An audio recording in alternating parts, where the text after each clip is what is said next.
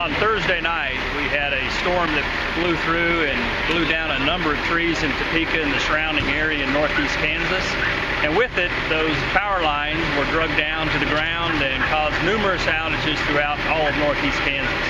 At the time of the storm, around midnight, we called all of our crews out, and we've been working pretty much non-stop since then to restore power to the people in Topeka and the surrounding areas. When the wind came through, it really took down some very large trees, and with it, our power lines and our poles.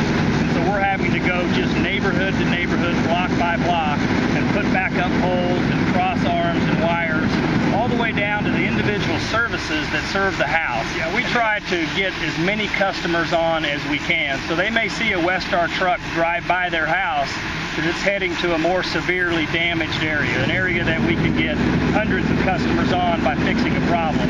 And then we will come back and get all of those customers on one by one as quickly as we can.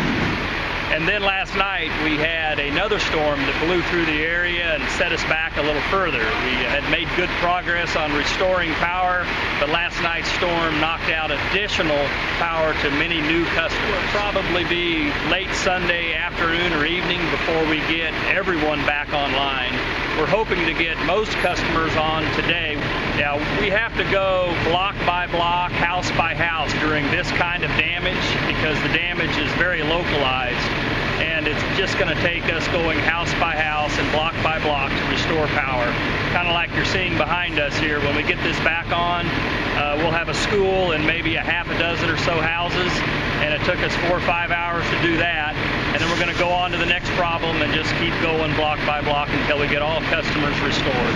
I would say most of this damage is due to wires down and cross arms that are broken.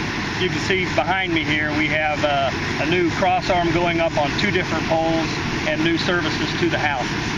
If anybody runs across any down power lines, we ask that you please stay clear of those. Don't go near those. Don't try to remove trees from power lines. Please call those in and let Westar crews come and take care of that problem.